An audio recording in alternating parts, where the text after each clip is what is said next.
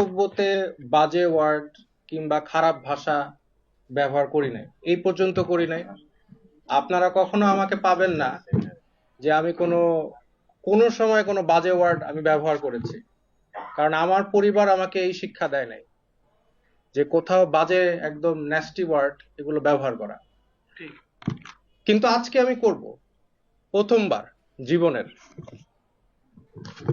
কারণ হচ্ছে আমাদের যে এই যে সরকার, তারা যে কমিটি করেছে, শিক্ষা কমিটি, আমরা অলরেডি একটা ডকুমেন্ট পেয়েছি 2025-এ তারা যে একটা গল্প বা একটা শিক্ষার ভিতরে কি কি দিচ্ছে তার একটা নমুনা কেউ একজন লিক করেছে, এবং এটা আসলে যে তাদের মধ্যে আছে সেটা আমরা কনফার্ম করেছি।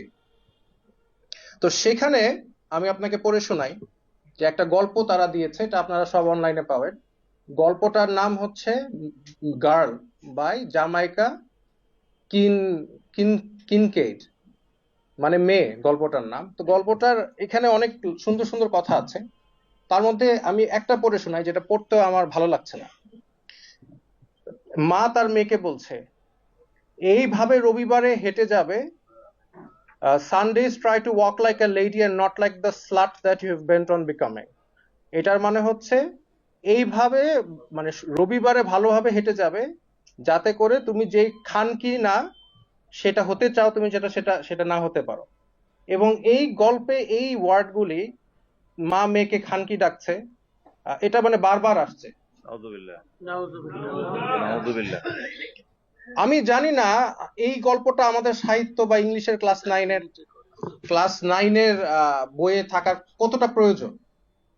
আপনারা এই যে ভাইয়া বলছিল যে আমাদের ইসলামিক আমরা আন্দোলন করেছি ইসলামের জন্য, এবং উনি বলছিল যাতে ইসলামিক ভ্যালুজ রাখে, আমাদের সংস্কৃতি যাতে ইসলাম এর যে মূল্যবোধটা সেটা আসে। আমাদের নবী করিম সাল্লাল্লাহু আলাইহি ওয়াসাল্লাম কি এই ধরনের ওয়ার্ড ব্যবহার করা কোনো গল্প বা এই শিক্ষার মধ্যে দিয়েছিল? কোরআনে কি এই ধরনের ওয়ার্ড আছে? তাহলে আমাদের এই এই ওয়ার্ডের এই গল্পের, এবং আমি লেখক যিনি লিখেছে গল্পটা তার ব্যাপারে খুঁজলাম, সে হচ্ছে একজন নারীবাদী। তো যার কারণে আরেক জায়গায় মা তার মেয়েকে বলছে এই একই গল্পে যে এই ওষুধটা এভাবে বানাতে হবে যেখানে তোমার বাচ্চা সৃষ্টি হওয়ার আগে বাচ্চাকে তোমরা ফেলে দিতে পারো। নাউযুবিল্লাহ। এই গল্প তারা হচ্ছে 2025-এ এসেছে। এই জন্য আবু সাইদ শহীদ হয়েছিল নাকি? এই জন্য দিস? তাহলে ইন দ্যাট কেস আমাদের তো আমরা কি চেষ্টা করেছি প্রত্যেকটা কমিটির মধ্যে একজন আলেম রাখার জন্য? না, দাবি তুললে তো হবে না, আন্দোলন তো আমরাও করেছি, আমাদের এখানে স্টেক আছে না, শুধু দাবি তুললে হবে? তো যার কারণে এটা তো আপনারা দেখবেনই, এবং এখনো এটা যেহেতু বই পাবলিশ হয় নাই, এখনো পরিবর্তন করার সময় আছে। আমি চাই যে আপনারা একটু চিন্তা করেন যে আমাদের সংস্কৃতির সাথে এই ধরনের গল্প যায় কিনা। আমি এগুলো একটা টিচার ক্লাসের মধ্যে, বাচ্চারা তো কম বয়সী বাচ্চারা জিজ্ঞেস করবে যে স্যার এই যে স্লাট কথাটার মানে কি, খানকি মানে কি? তারপরে টিচার স্টুডেন্ট ডিসকাশন করবে এটা কি দরকার, নেসেসারি? তাহলে কেন এটাকে ইনক্লুড করা হলো, কে করলো? তো যার কারণে কালচার, আসলে আমাদের কালচারটা কি? আমাদের যে এই আন্দোলনে সব মতদর্শের মানুষ আন্দোলন করেছে, কিন্তু মেজরিটি মারা গিয়েছে, শহীদ হয়েছে। কেউ ভালহালায় যাওয়ার জন্য এই আন্দোলনে অংশগ্রহণ করে নাই, শহীদ হওয়ার জন্য আসছে। আর তাদের চিন্তাধারা ছিল ইসলামিক, কিন্তু এই ইসলাম কথাটা যে আন্দোলনের সাথে জড়িত সেটা মানুষ আস্তে আস্তে, কিছু মানুষ চাচ্ছে যে এটা চলে যায়।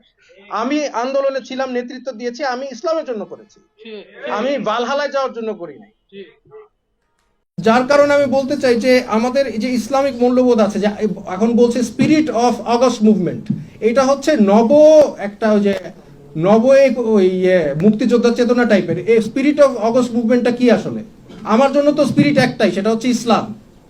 এবং আমার ইসলাম, আমি মনে করি আমার যতটুকু জ্ঞান আছে, ক্ষুদ্র জ্ঞান, এই ধরনের জিনিস একটা টিচার একটা স্টুডেন্টের সাথে ডিসকাশন বা করতে পারে না। এবার প্রশ্নের মধ্যে দিয়েছে যে ওই মেয়ে যদি ছেলে হতো তাহলে কি তার সাথে তার মা কিভাবে ও ভিন্নভাবে আচরণ করতো?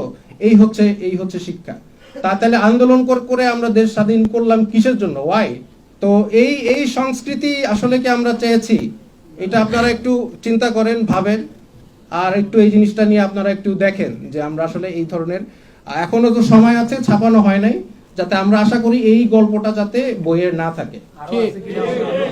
আরো আছে কিনা জানতে, এটা তো একটা আরেকটা ভালো পয়েন্ট আপনারা বলেছেন, আরো আছে কিনা।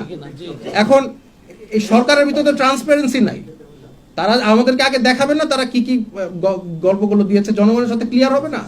সংবিধান কি পরিবর্তন করছে সেটা ক্লিয়ার হবে না? পাঠ্য বই ক্লিয়ার হবে না? তারা তো সব গোপনে করছে। কেন গোপনীয়তা? কেন এটা লিক করেছে? কেন লিক করা লাগবে? আমাদের তো জানার কথাই ছিল আপনারা কি কাজ করছেন।